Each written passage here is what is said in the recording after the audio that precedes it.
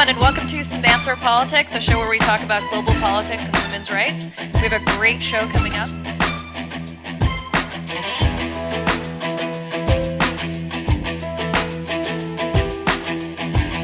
On the military for the genocide against the Rohingya. So as these poor people are being attacked, people are hiding in their offices. You guys saw a guest.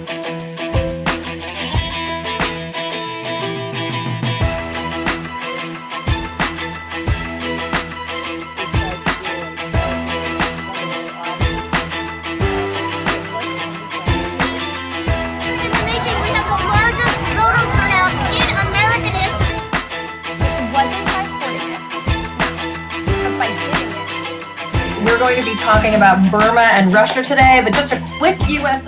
Native American Secretary of the Interior. Now, this is really monumental because I'm Samantha Carlin, your host of Samanthropolitics, and we'll see you next week. Take care, everyone. Bye-bye.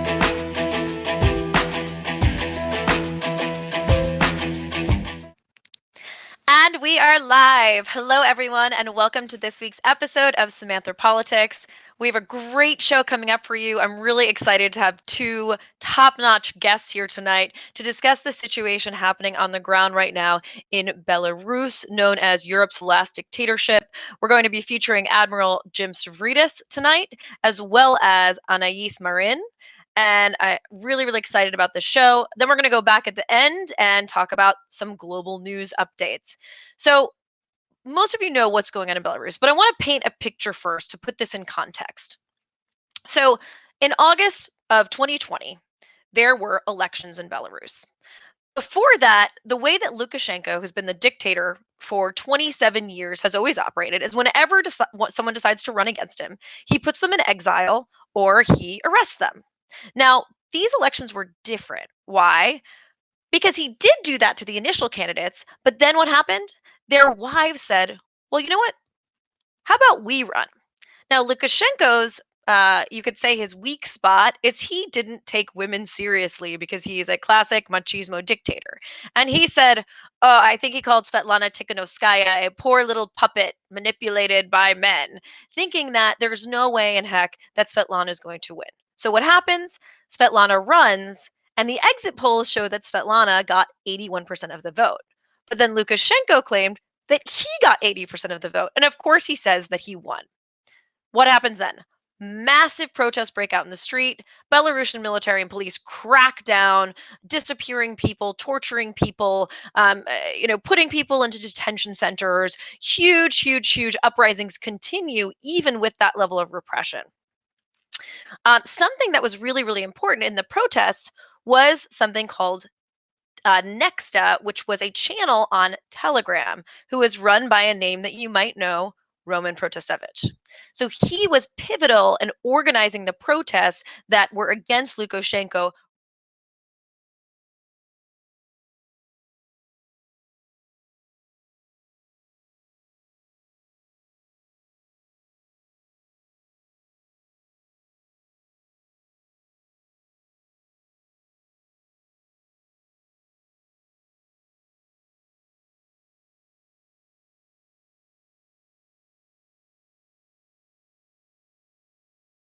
For almost a year after that. What happens? Ryanair flight is heading from Athens, Greece to Vilnius, Lithuania, and on board is Roman Protasevich, who had been living in exile. So what happens?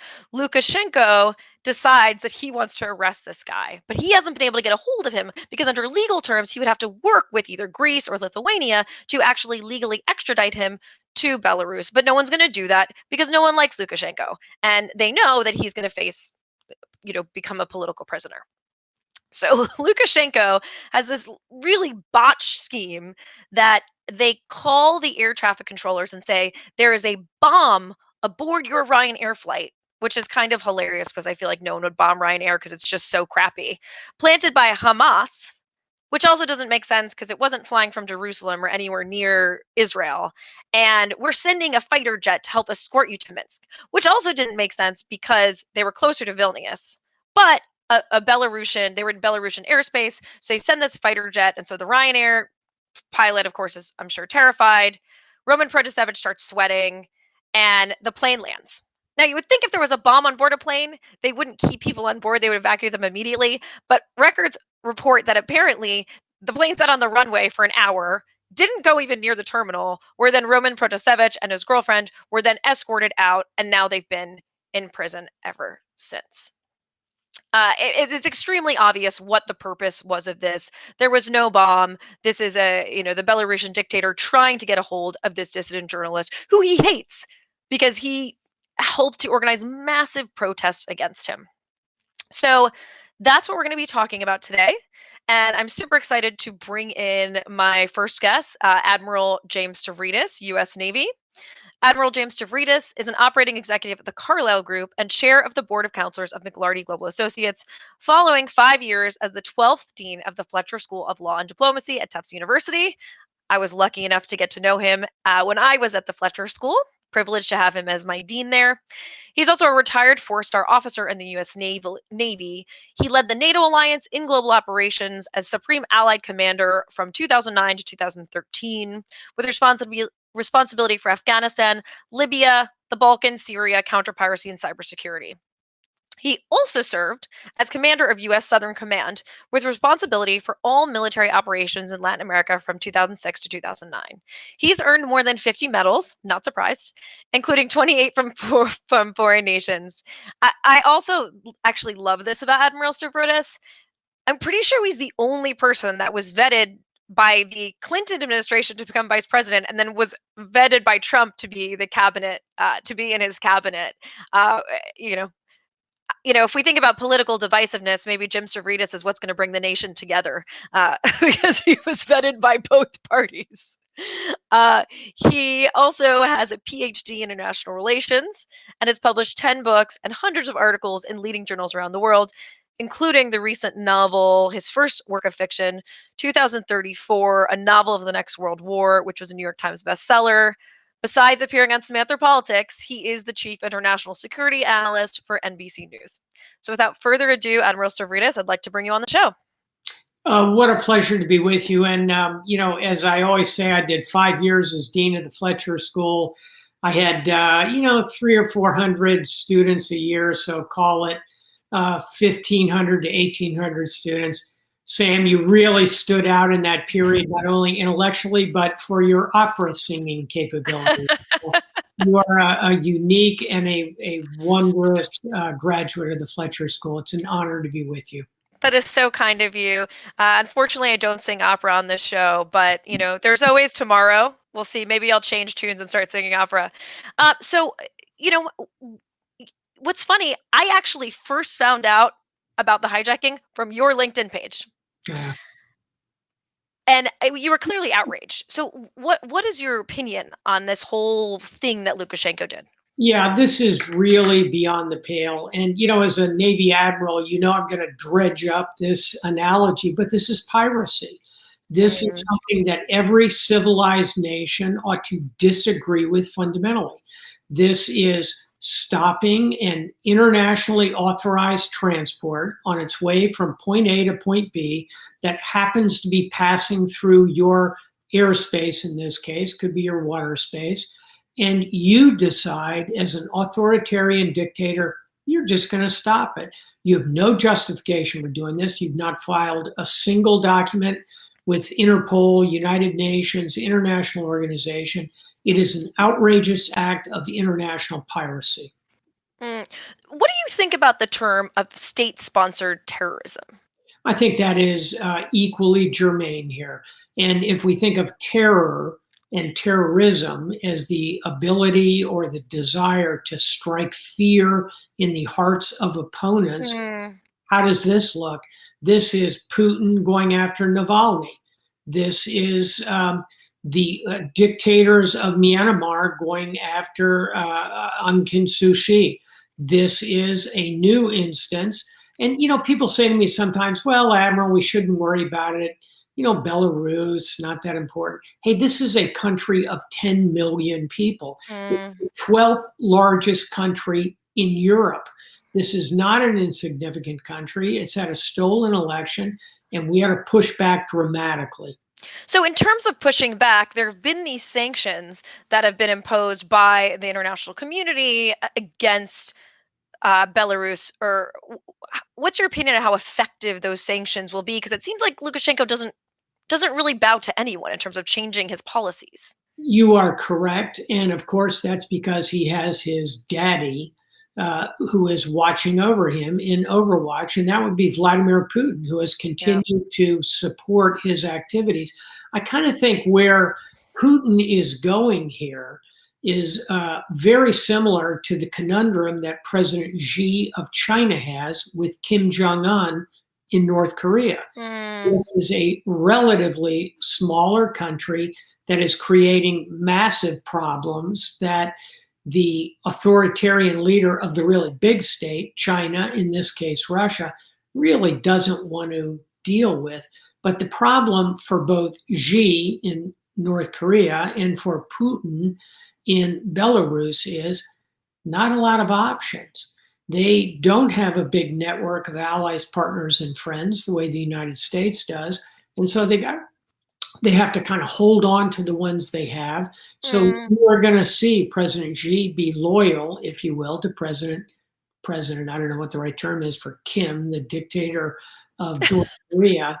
And you are going to see, unfortunately, Putin remain loyal to Lukashenko. Here's the bottom line. Should the United States put pressure on Putin to walk away from Lukashenko? I think so.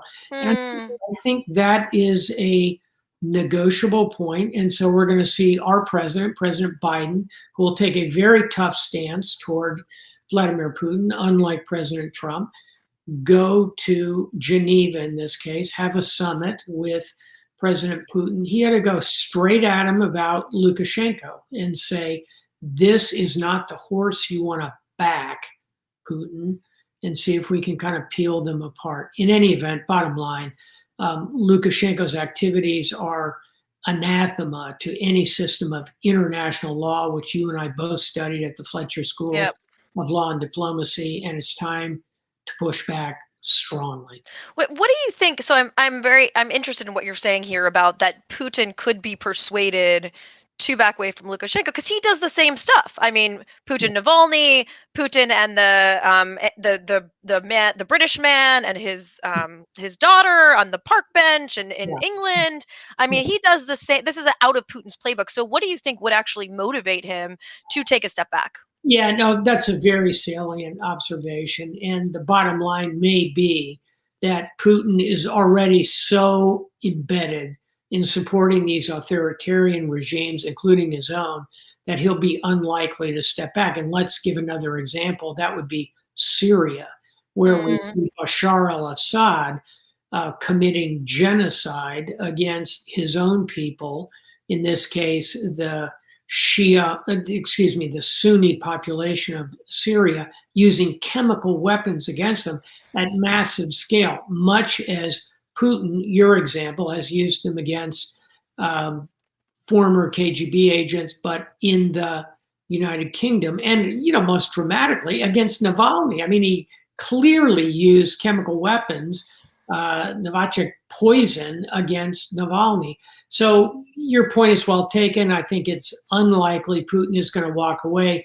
Again, as I said, Putin doesn't have a lot of options here, in that he doesn't have a lot of allies, partners, and friends. So we'll play the card, but recognize it's probably not a winning hand for us. So I'm wondering too about, we talked about Putin with Navalny and also interfering. I mean, this is an interference in another country's, in multiple countries' sovereignty, as was Saudi Arabia with Turkey and the murder of Jamal Khashoggi. Is there a way that we can, what can we do to prevent these things from happening? Yeah, I think prevention is hard, but I'll give you 3 things we can do. One is we can stand as an example. And what I mean by that is we need to talk about our values. We need to move our narrative. Democracy, liberty, freedom of speech, freedom of the press, gender equality, racial equality. Look, we execute those values imperfectly. They're the right values. we ought to move those aggressively forward. There's real weight to doing that. Number two is use our network, our allies, partners, and friends. So talk to NATO, talk to the European Union, talk to Japan, Australia, New Zealand, talk to India, a growing friend of the United States, and say to all of them, we ought to condemn this kind of behavior that we've seen out of Lukashenko. And then thirdly, tactically, economic sanctions that are directed not only against Lukashenko, and again, this is, frankly, a joke of an economy in this nation. It's only got 10% international exposure. You can't hurt it a lot, but you can go after those who want to do business in Belarus. That means Russia. That's called secondary sanctions. I think there's a role for that as well. So there's 3 ideas to get us started. Super, super enlightening, Admiral Stavridis. So you mentioned Putin, and obviously you were the Supreme Allied Commander of NATO. Something that's also happening is, that Putin, in your new book, 2034, Putin is still in power in 2034. I was like, oh my God, somebody help me. So what do you think that NATO's role is in terms of countering Russian influence, both in terms of hard power and soft power? I think it's huge. And, to Putin, here's a guy who's 67, 68 years old. He's no spring chicken, but he's happy to throw off his shirt, jump on the back of a horse. He revels in this vision of vitality and youth. And unfortunately, he looks pretty fit to me. So I think we ought to consider that he might be around for a while. And that's why we put him in 2034, a novel of the next world war, which is actually about a war between the United States and China. But I think it is not unrealistic to expect that Vladimir Putin, like Voldemort, is still hanging around in 2034. He's going to be a hard guy to get rid of. Now, having said all of that, what we ought to focus on is convincing Vladimir Putin that the strategic future of Russia is not with China. It is not with this disruptive behavior. It is with the West. It is with Europe. I mean, at the end of the day, Russia is a European country, a European power. The degree to which we can sort of pull Vladimir Putin toward us, and I know that's counterintuitive in today's world, it makes a lot of sense. So let's hope our president, in whom I repose a lot of faith, I've known Joe Biden a long time. He is deeply knowledgeable about international relations. He's met with Putin multiple times. Let's hope he can construct a situation with Putin where we confront Russia where we must, we cooperate where we can, we try and pull them in our direction. That would be in both nations' interests.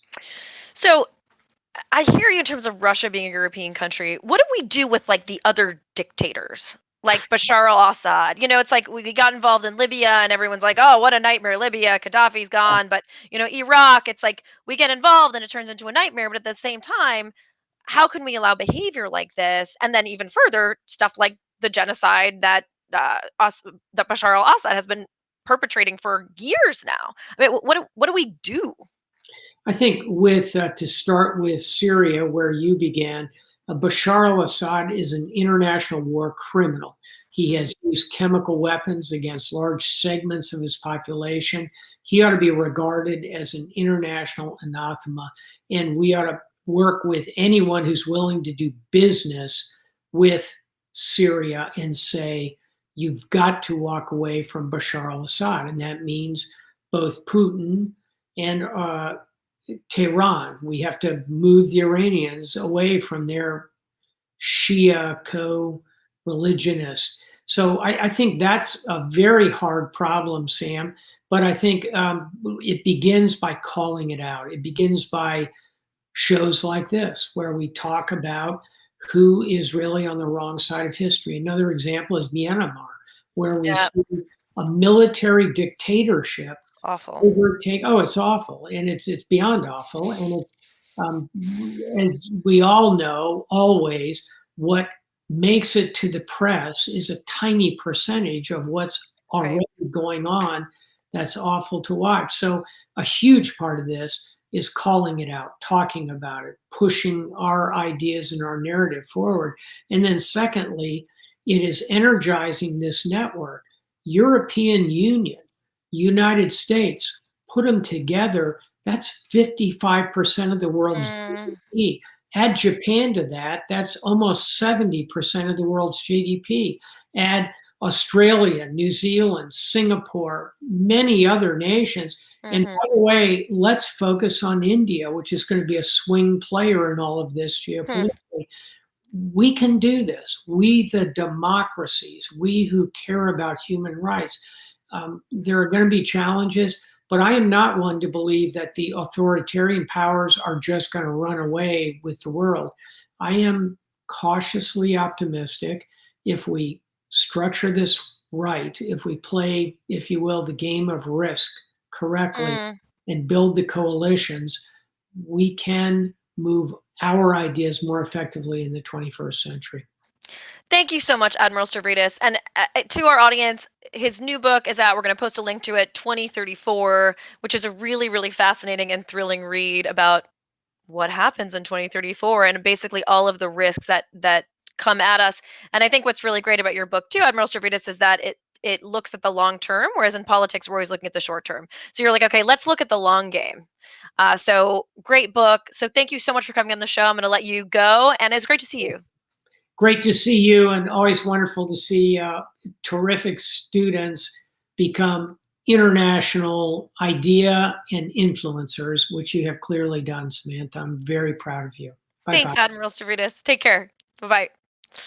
Well, that was Admiral James Stavridis, who was the Supreme Allied Commander of NATO and also the author of New York Times bestseller 2034. Check it out. We'll be posting a link in the Facebook group.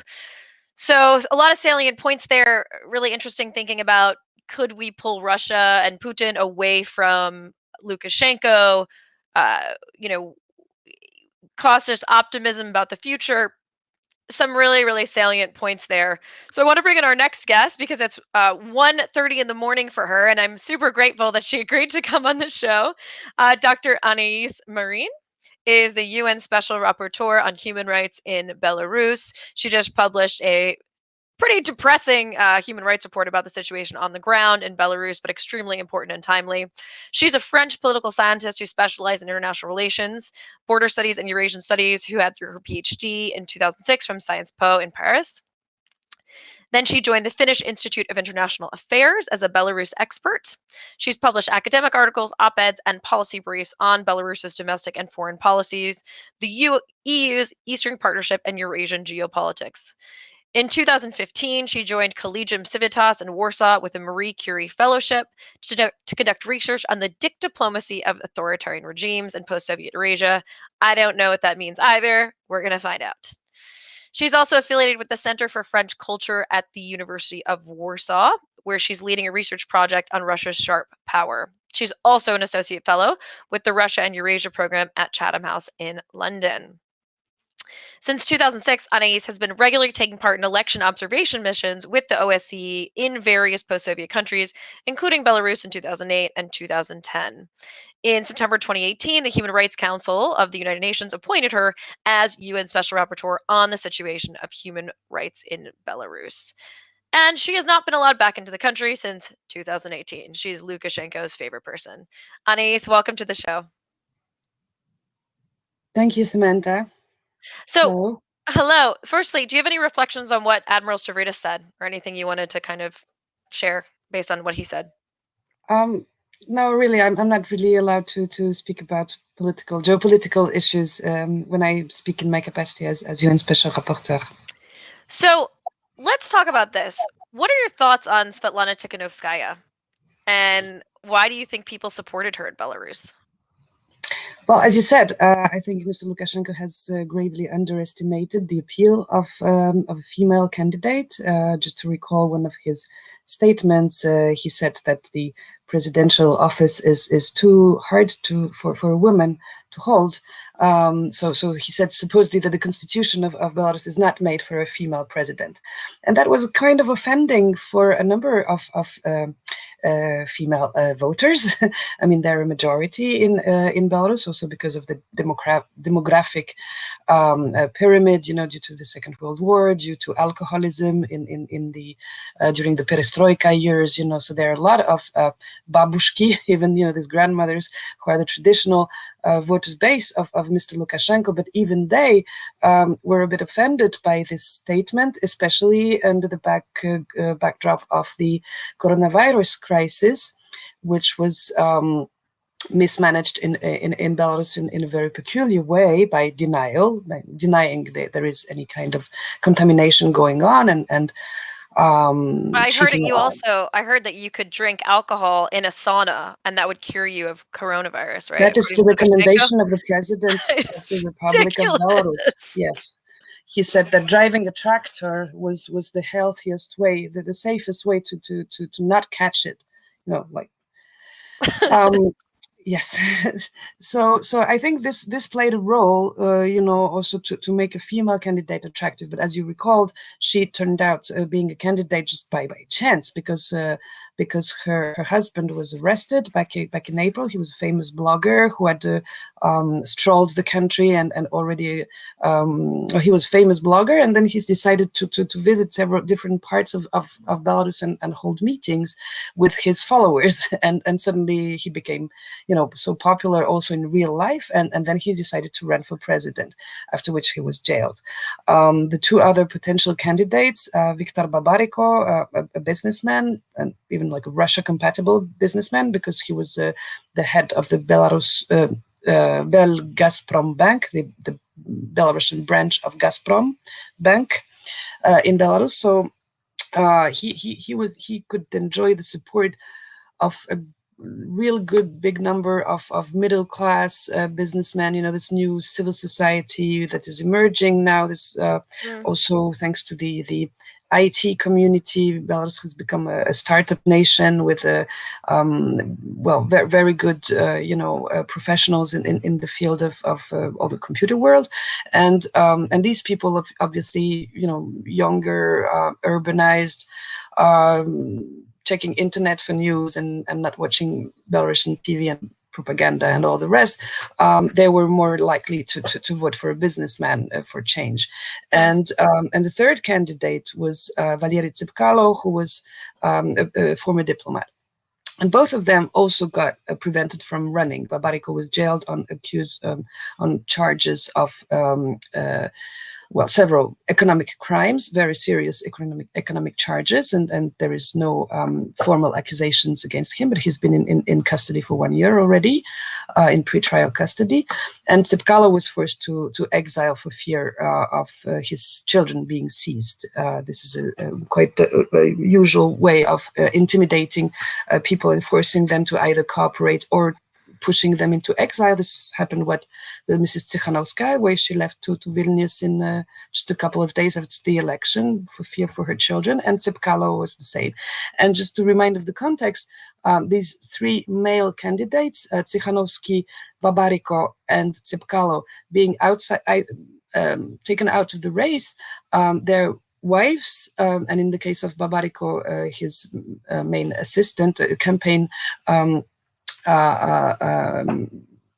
director, Maria Kolesnikova, took the lead of the electoral campaign, basically to gather the votes of all those who were anti-Lukashenko. And they realized during the already back in May and June, during the period of gathering signatures to appoint, to nominate candidates for running, 100,000 signatures are necessary.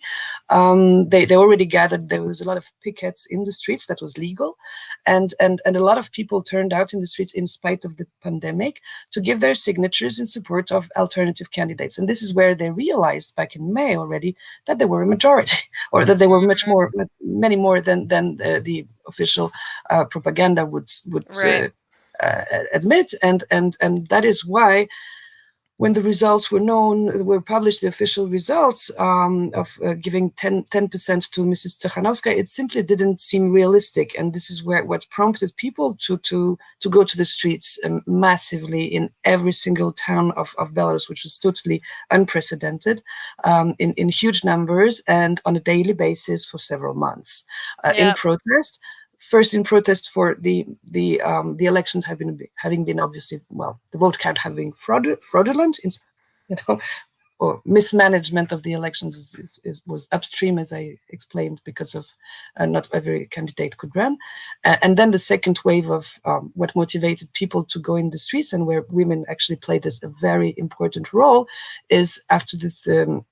The fact that extreme violence occurred in the streets, this crackdown on the 9th, 10th, 11th, 12th of August, in spite of... Right, which seems so counterintuitive, because, if the police violence actually caused more protesters to come out, it wasn't too effective. Like, if they were trying to have a deterrent effect, or was it just to punish people? Were they trying to have a deterrent effect, or were they just trying to punish people for being against Lukashenko and didn't really care that more people would come out? I think they imagined that it could serve as a deterrent, because they had, again, underestimated the level of support for the opposition and the level of, well, not necessarily anger, because it was indeed peaceful protests mostly. So people were not like angrily, like destroying public property in the streets, as has been alleged since then, when the protesters have been, held accountable on criminal charges, which obviously look fabricated as well. And the fact that on the third day, so many people, like 1,000 people, were detained in one day. I remind that in 2011, the last time there was a huge crackdown, it was 1,000 people were detained in 6 months. So the intensity of the violence and how police brutality was disproportionate and totally indiscriminate was a shock for many people. And when internet returned, because internet was blocked for 3 days and 3 nights, and when internet returned, independent news agencies, TV channels, online, and Telegram channels revealed to the population, the level of repression and violence, with videos which were so incriminating for the police, which use so much violence. And since so many of their men, their husbands, their sons, their brothers were detained at the time in horrific conditions. On the third day, it was already 7,000. Women decided to go to the streets on the Thursday. So I want to stop you, Anais, because I actually want to show a video of women protesting peacefully. So Zach, if you could cut to them, then let's talk about who these women are and what's going on. So Zach, if you could show either one or both of those videos, that'd be great.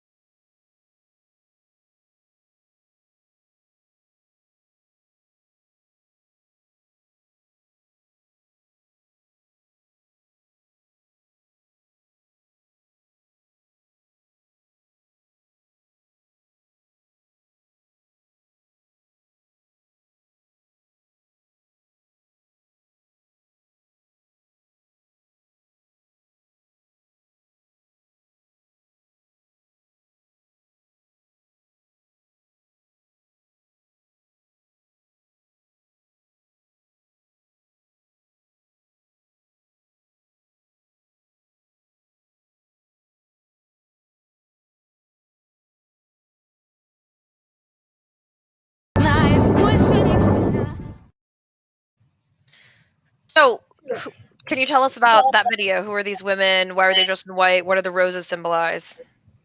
Well, this was shot on 9th of May, which is the day of victory for all the post-Soviet world.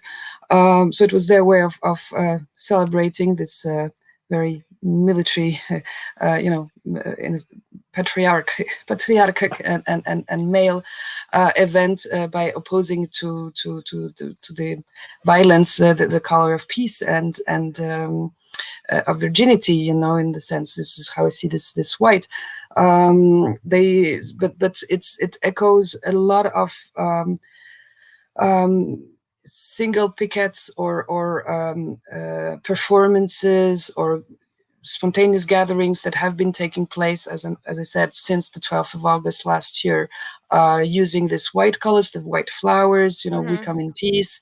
We are not even politicized. We used to be, just in our kitchens, as Mrs. Tsikhanouskaya, with taking care of children. But since you beat our children and jailed our husbands, we have to go out in the street and say, stop violence.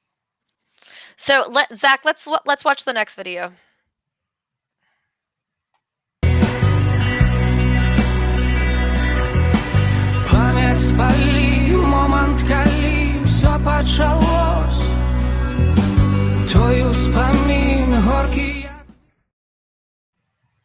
All right, so what's the difference here? Why are they in black with the red and white umbrellas? So it's recent videos, but there have been so plenty of them back for the past 300 days, basically.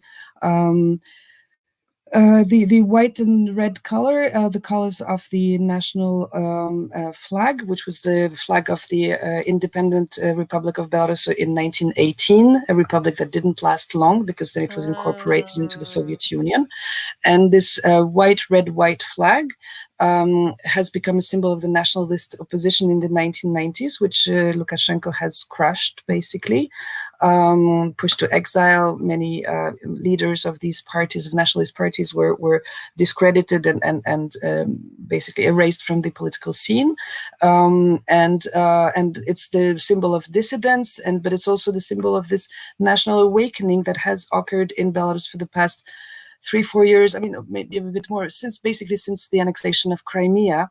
There has been an awakening, a national awakening also in Belarus, for protecting the essence of Belarusianness, that realizing that we are not Russians, because they want their own identity, their own identity, because suddenly people after Crimea, people in Belarus realize, well, if Russia can aggress, and I'm talking also about Donbass situation.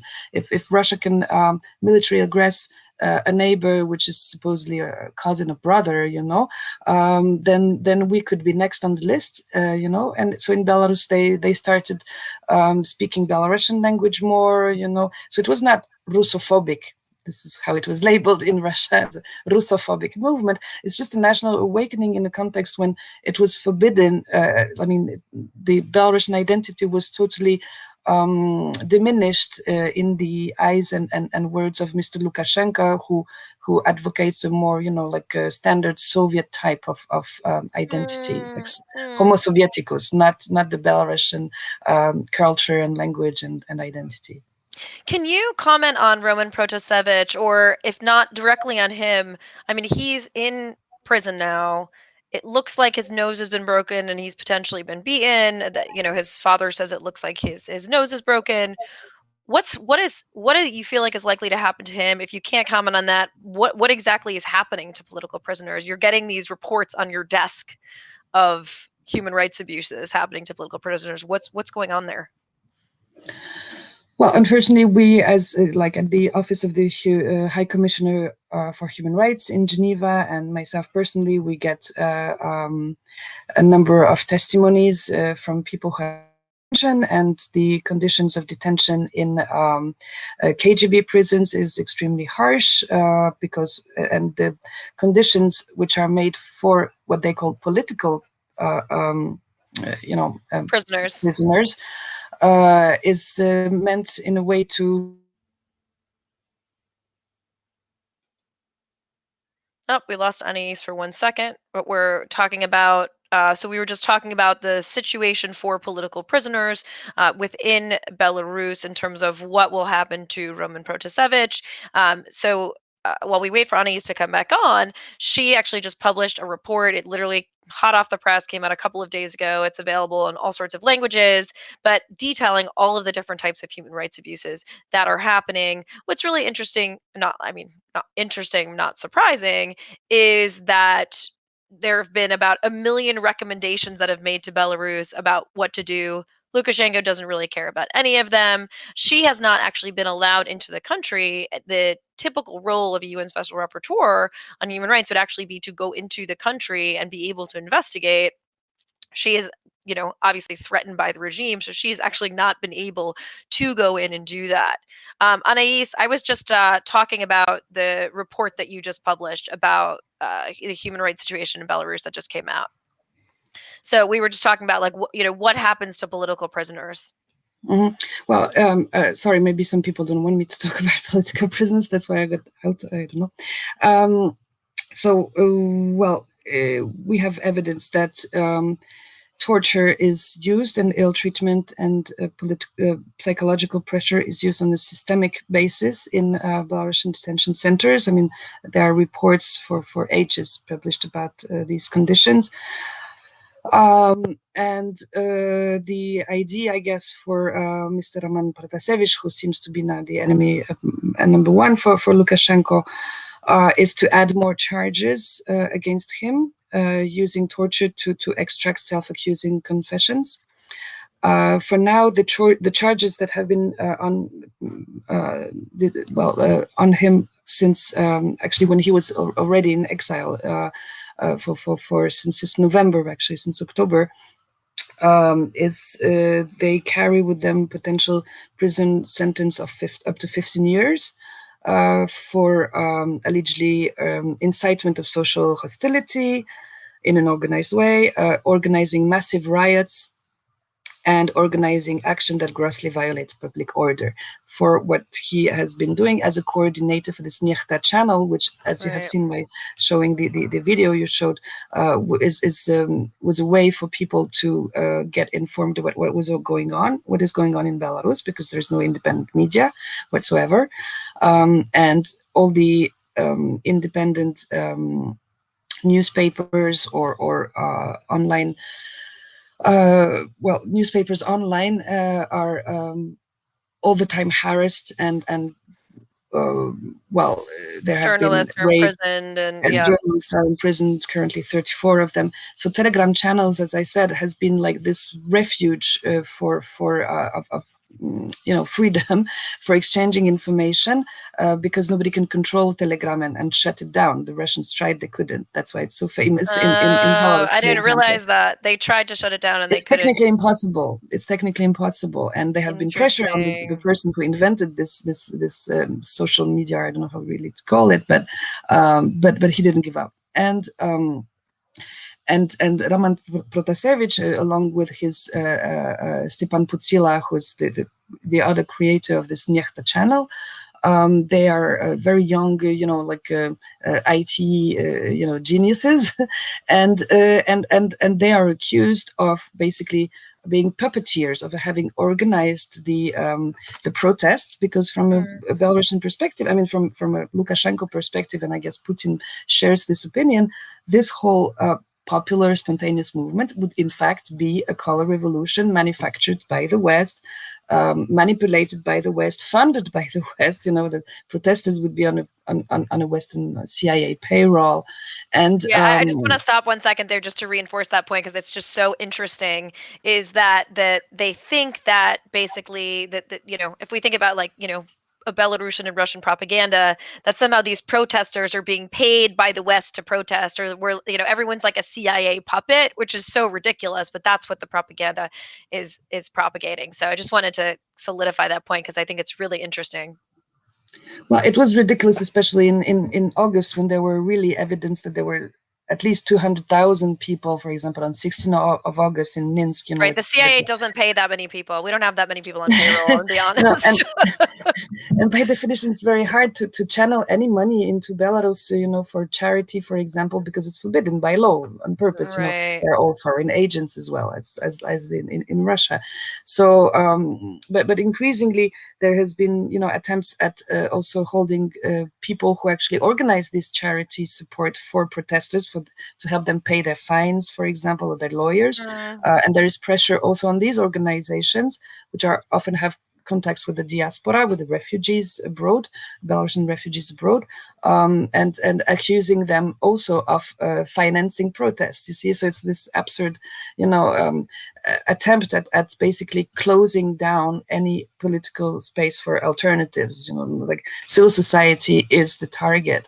And going back to Protasevich, I believe they want to indeed use torture on him to push him to make confessions, to admit extremism, possibly terrorism, because if he was indeed the terrorist threat on the plane, then he would be held accountable on grounds of terrorism, which carry with them a potential sentence of death penalty in Belarus. How I know Belarus is the only country to have the death penalty for political prisoners, right? Well, how many people have they actually used that on? Well, it's the only country in Europe that uses excuse me. Thank you. Death penalty. It's hard to have the exact numbers, but we estimate that it's around 400 people have been executed since 1991. Mostly in the 90s, it was death sentences that were handed down under the Soviet rule, but still nowadays there are still 2, 4, 5 per year, which are handed down and which are carried also. And you mentioned in the report that the family members are not told of when they're going to be executed, nor told like where their remains are, which is just so awful. It's like, are they worried that family members are going to protest or appeal if they know when the date is, or it's just they want to just keep everything secret because that's the way they do things? It's a Soviet tradition, like when you have when you have a dissident in your family, basically you are responsible for it, you're accountable, and you are a pariah as well. So it's to make people feel bad and to make sure that they are marginalized from society so that they don't give birth to more dissenters. It's this idea. It's you can find a lot in to explain the current political system in Belarus by looking at Soviet dissident writers. Basically, it hasn't changed much, and when it comes to conditions of detention and then it's archipelago of the Gulag is probably the most representative piece. Yeah. What about you? You made an interesting comment when we talked yesterday about single moms. What's going on there in terms of single moms that are being imprisoned? Well, there is a law and a mechanism in Belarus to protect children of so-called dysfunctional families. So it's made, of course, to protect children in families where there is domestic violence or alcoholism, drugs, etc. It has been used, as many laws in Belarus, in practice to target.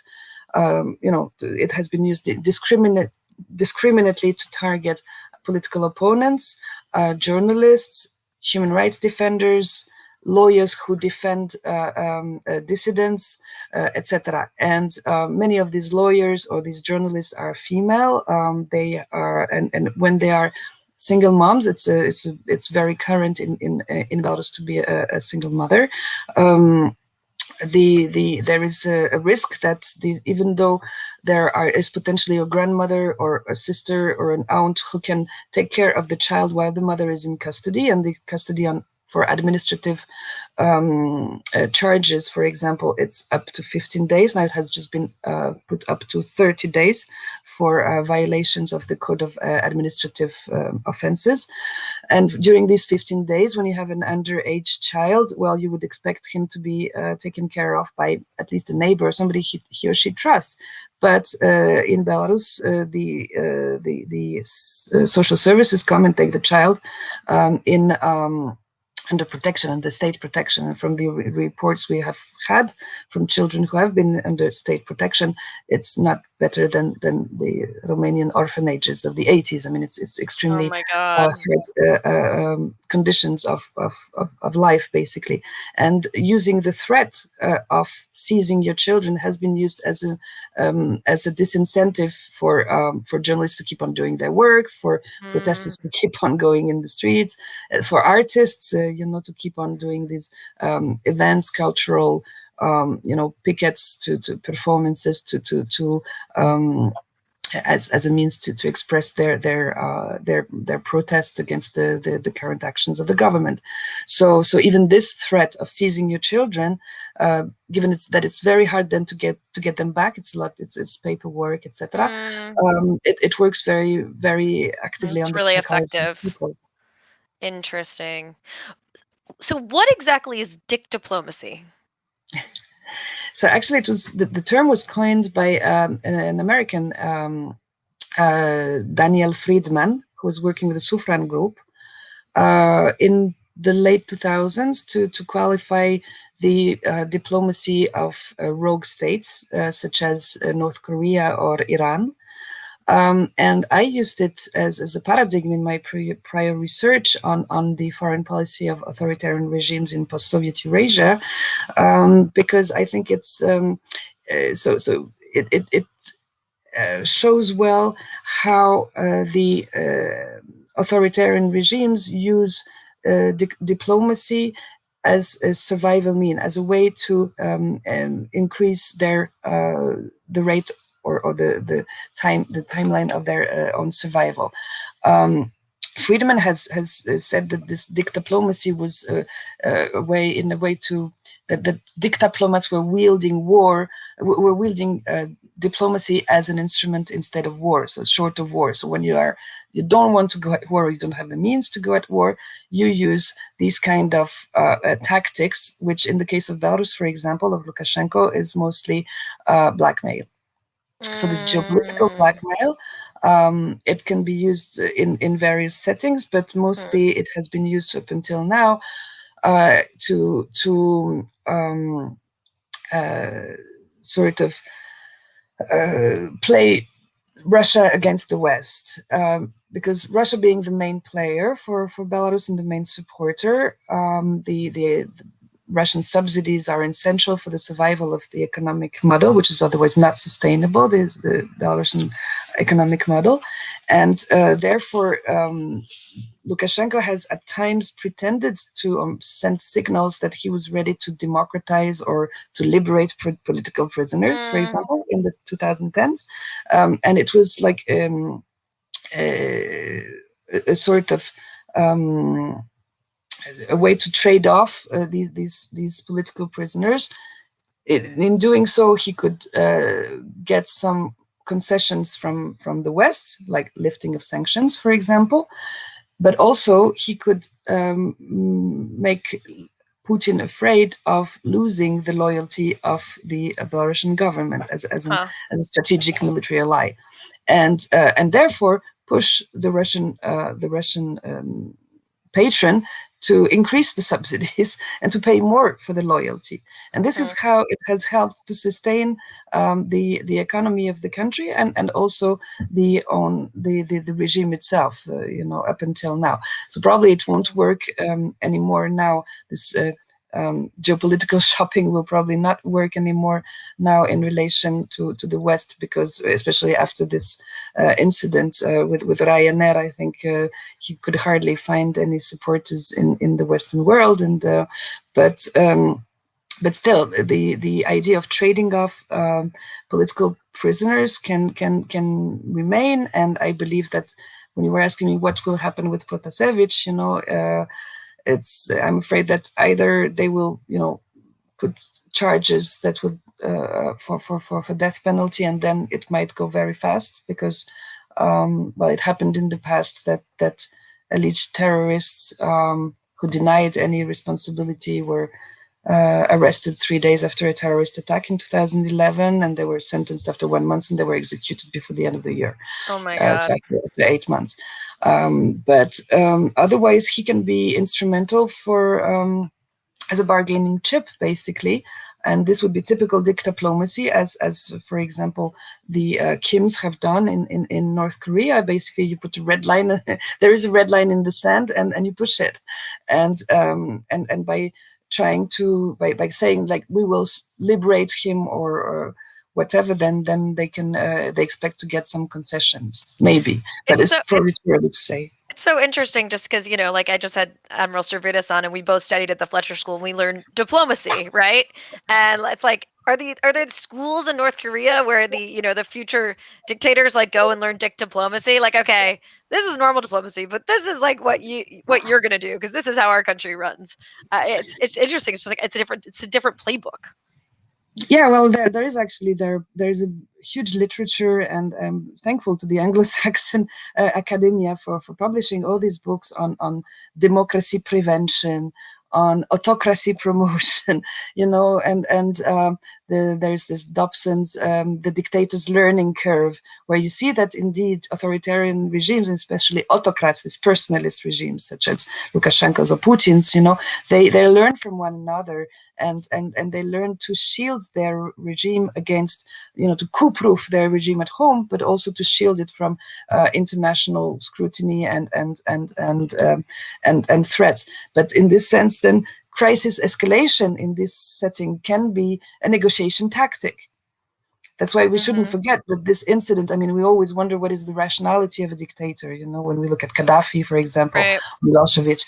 But there is rationality. Nonetheless, they might sound a bit schizophrenic, but there is a rationality. And it's also because they are convinced that they incarnate the state, that the state belongs to them de facto, right? Because they have appropriated and this changed the meaning and purpose of all institutions. The legislature doesn't really mean anything. It's a puppet parliament, pocket parliament.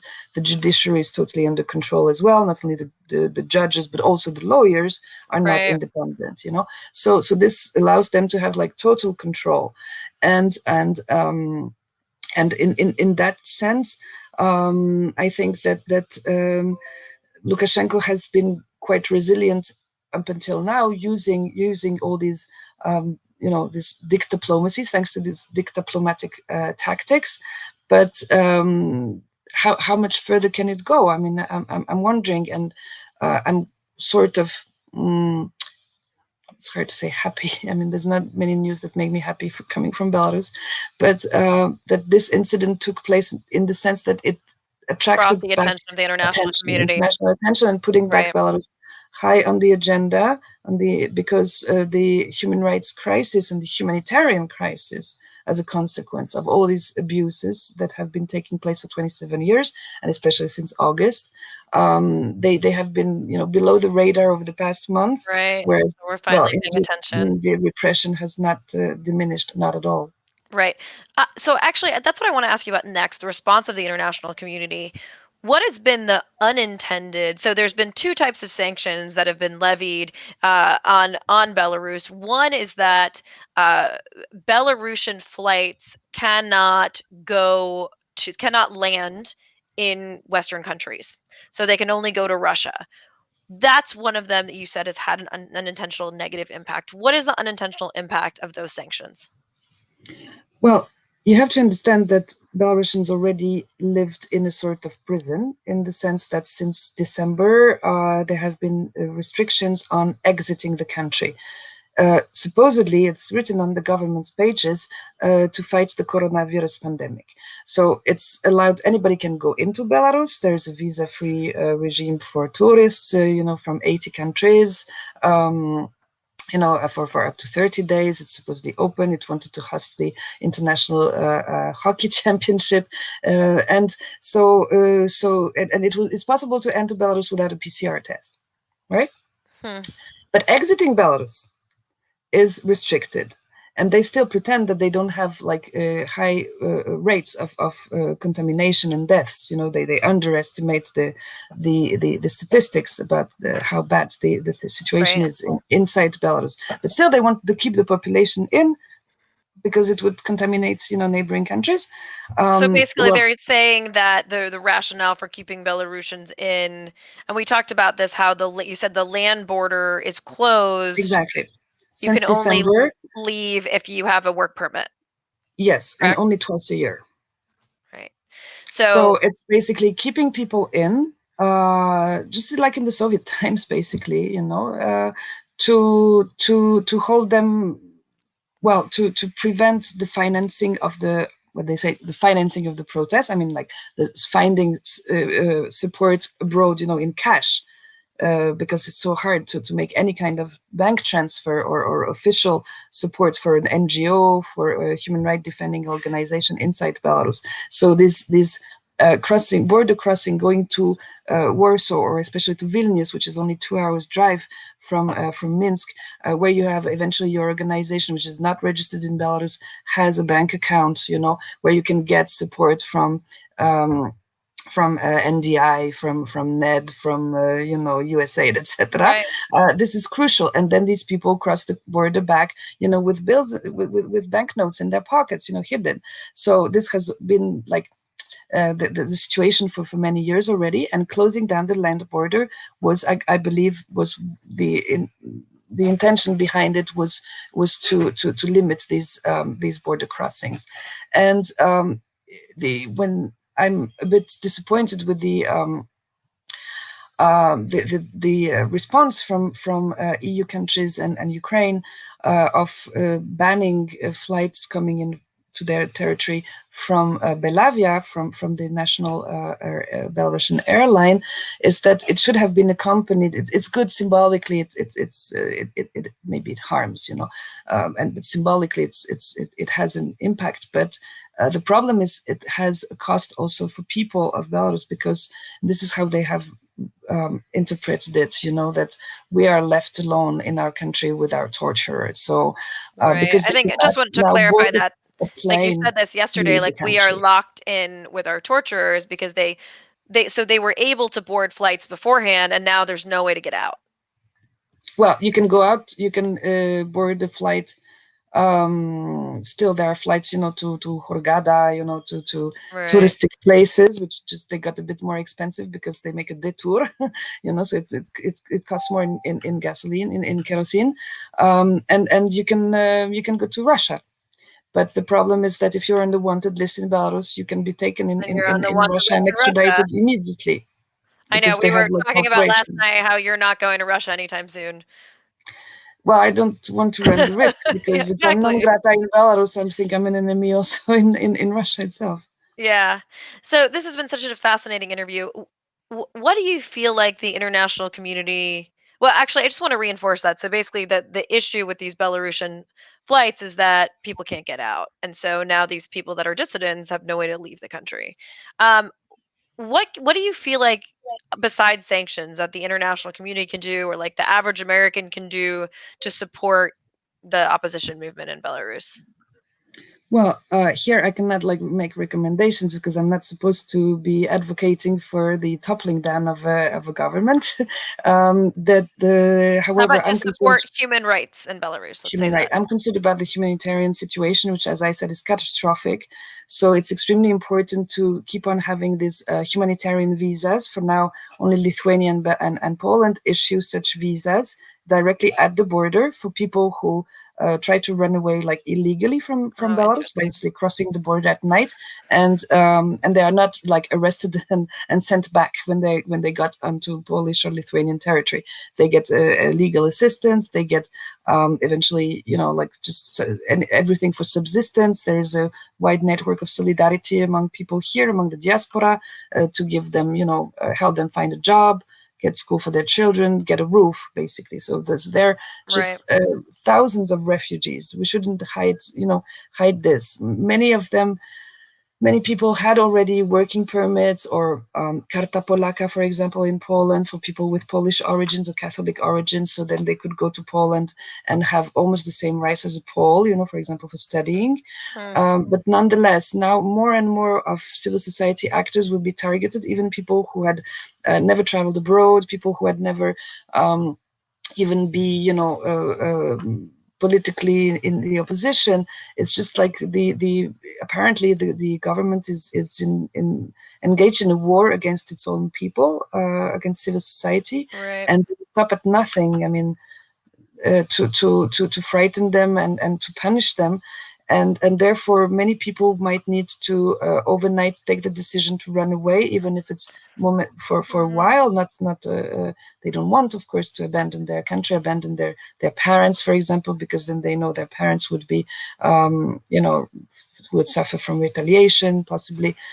So it's important to I believe, for the international community, for the countries that care, to share the burden with Latvia and Lithuania, which are now issuing more humanitarian visas.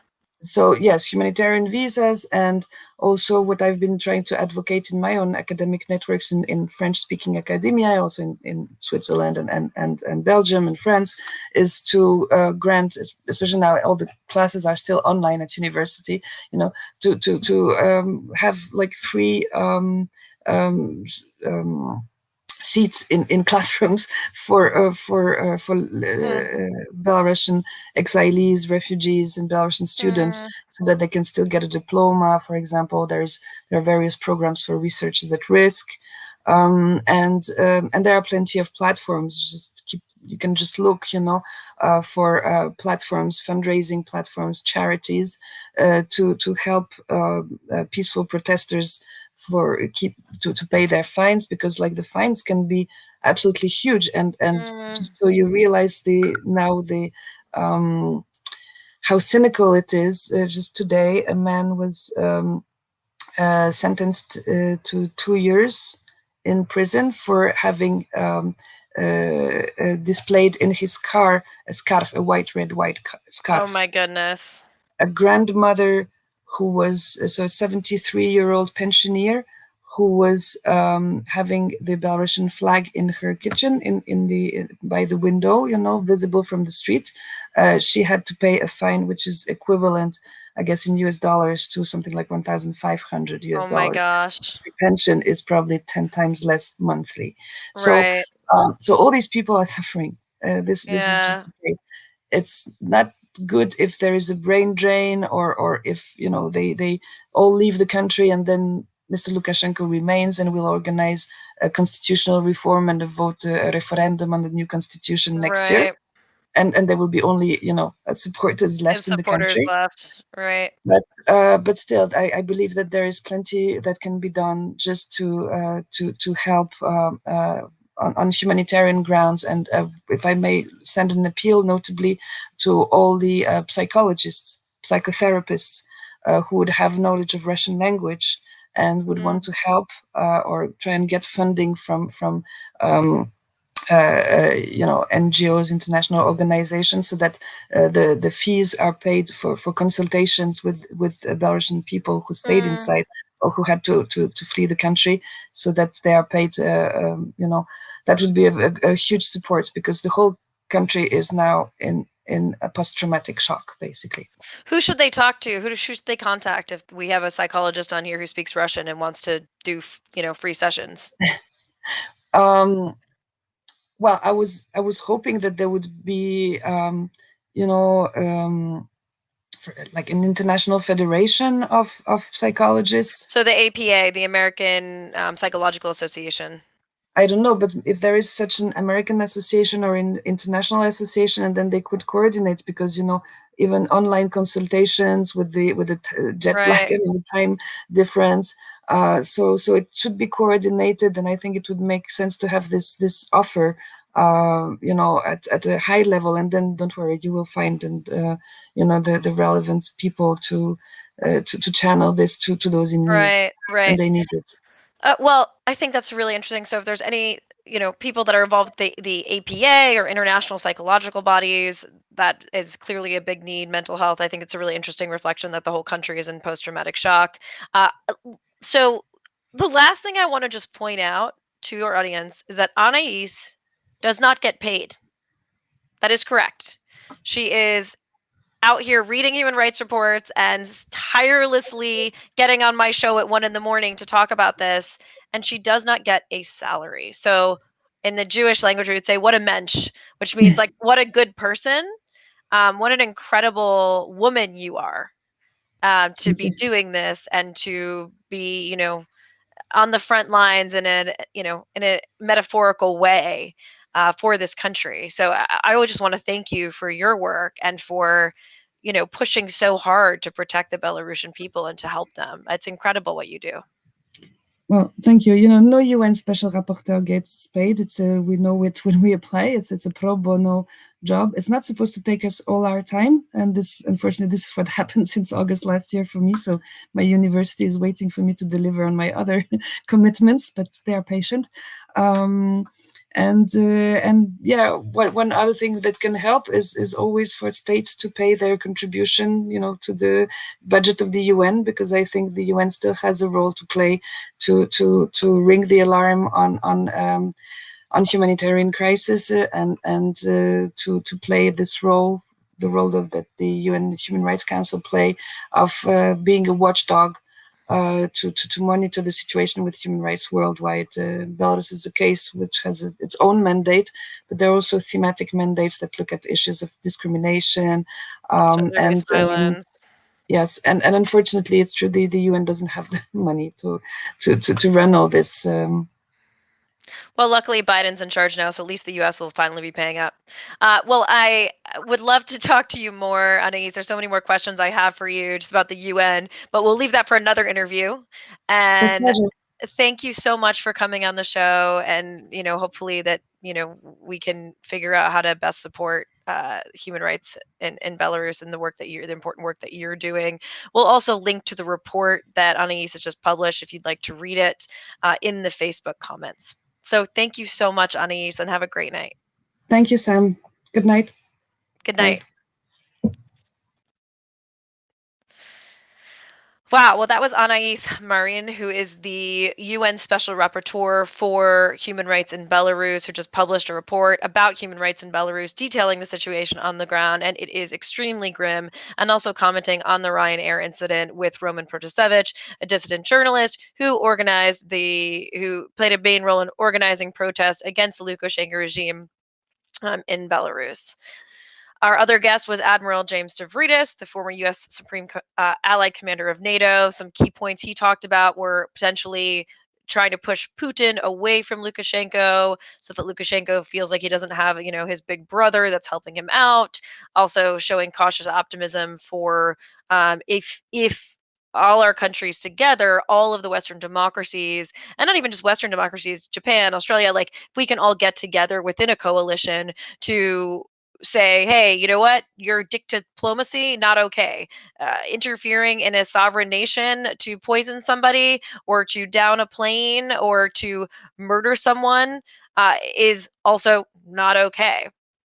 So, yeah, I hope that we can continue to support and to raise awareness of what's going on in Belarus. Here's what else you need to know today. We skipped through the global news because of our guests and time differences, but I want to just shed a light on a couple other things that just happened in the news that are relevant. Before that, I just want to do a big thank you to our sponsors today. So Rod Santamoro, we're going to post his LinkedIn. He's a lawyer. He has generously supported the show today. So a big thank you to Rod for supporting the important work that we're doing and believing in it. And the other sponsor is Empower Global, which is my company. We host a women's leadership challenge where it's groups of 8 women from across the world that get together to drive social change and support one another to become the leaders of the future and learn feminist styles of leadership. We also do diversity inclusion training, including diversity and inclusion training utilizing virtual reality. So the link to Empower Global will also be posted in the Facebook chat if you're interested in diversity training or you just want to become an incredible feminist leader like our guest that we just had on the show.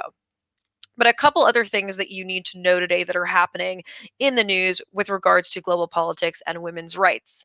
So, Zach, if we could move to China. So, China just announced a 3-child policy, meaning that women can now, or families can now have 3 children. For a long time, China had what was called a 1-child policy, and that was done to try to decrease the number of people in the country because the population was exploding. What happened as a result of that? There's not enough women in the country to marry men because a lot of the women were aborted or there was infanticide. They were adopted out to other countries or people just stopped having kids once they had a boy. So it didn't really have a good effect. Then China introduced the 2-child policy, but that also didn't work. And one of the criticisms of the 2-child policy and now the 3-child policy is that it wasn't matched with changes in the workplace regarding workplace discrimination against working moms and pregnant moms. So apparently in China, they will outright say in job ads, men only need apply. Even the Chinese civil service, even though the Chinese government passed this law that said 3-child policy, the Chinese civil service, even in their job ads, say only men need apply, because they now worry that if a woman can have 3 babies, then she'll take 3 maternity leaves, and they don't want to pay for that.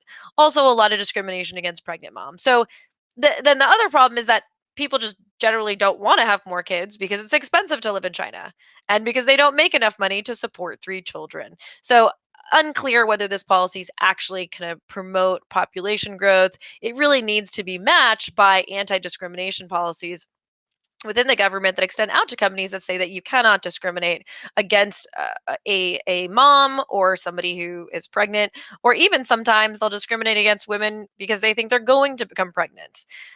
It's a disaster. A few weeks ago, we also talked about, let's move to Germany and Namibia and France and Rwanda, Zach, if you don't mind. A few weeks ago, we talked about how the US finally called a chicken, or whatever the saying is. We finally called the Armenian genocide by the Turks a genocide, which took years and years and years for America to finally do. Well, something that I posited back then was, is this going to cause other countries to recognize genocides, especially ones that they played a role in? Well, in fact, the Germans have just asked for forgiveness for the role that they had in Namibia for when they were a colonial power. Now, what happened in Namibia? Namibia was colonized by the Germans from 1884 to 1915 and was known then as German Southwest Africa. They murdered tens of thousands of Namibians, and then they also introduced all these diseases, and about 90% of the indigenous population died. It was not good. So they've been negotiating for years with Namibia, and they finally announced a financial aid package worth more than $1.1 billion, which may seem like a lot, but I just think it's always hard to think about what is the price of someone's life. Is it, what is $1.1 billion? Like, it's symbolic and great to give reparations, but when somebody's lost their parent or their grandparent, it doesn't matter if you get $1 billion or $100, like, your parent is still gone. So, great that they give reparations, but it's really, and $1.1 million is really not that much money. France has also asked for forgiveness with regards to giving up and evacuating and leaving Rwandans to die during the Rwandan genocide. France actively supported the Hutu-led government of Habyarimana. The Hutus in the Rwanda conflict were mostly murdering the Tutsis. So France was supporting the Hutu government of Habyarimana against the Tutsi-led Rwandan Patriotic Front. So this was really bad. France also was providing arms and military training to the Interahamwe and the Impuzamugambi, which were Habyarimana's youth militias, and they were primarily used as kind of like operating troops to go murder all of the Tutsis after Habyarimana was killed. So that is also happening. Countries trying to get, I think, copacetic with one another. So I think it's a good sign seeing countries kind of come to terms with their own histories. And Germany in particular has come to terms with the Holocaust, but it's really interesting to see it come to terms with, this colonial legacy. And it also calls into question, at what point is the US going to pay reparations for slavery or ask for forgiveness? Or, how do we deal with slavery, our legacy of slavery? The Tulsa Race Massacre has been all over the news. We haven't really come to terms with that or really given reparations in the way that I think that we really need to, frankly.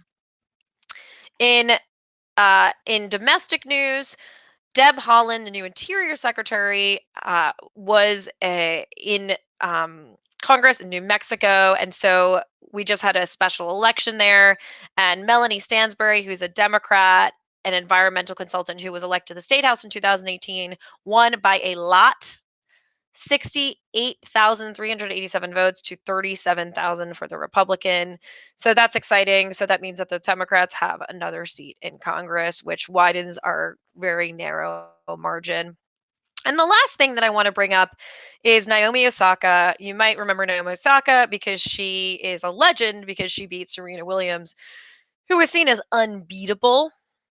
Now, I can't imagine even winning 1 point against Serena Williams, let alone winning.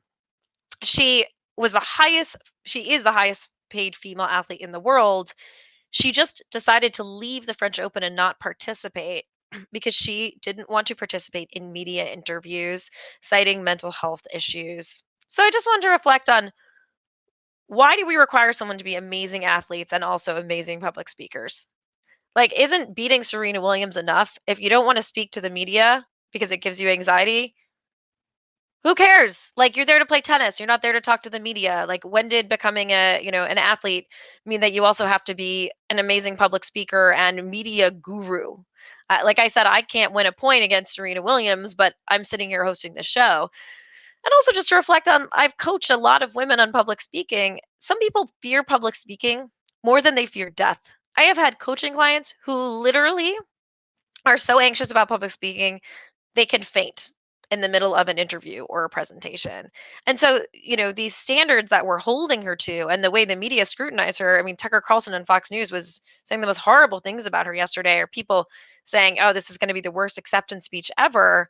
The woman is an amazing athlete. How about celebrating that instead of saying, oh, well, she's not a good public speaker.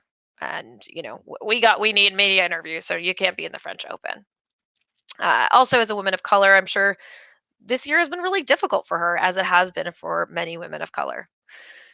That's it for today's show. Thank you so much for watching Samanthropolitics.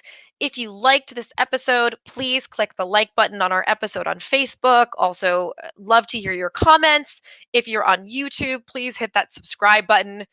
Engaging with us helps us to get corporate sponsors that then enable us to support the show. So please share it with your friends, your colleagues. Also, we really want to raise awareness about these global issues that often fall under the radar. So if you like this episode, if you learned something, please go ahead and share it, like the episode on Facebook, and we'll see you again next week. Take care, everyone. Good night.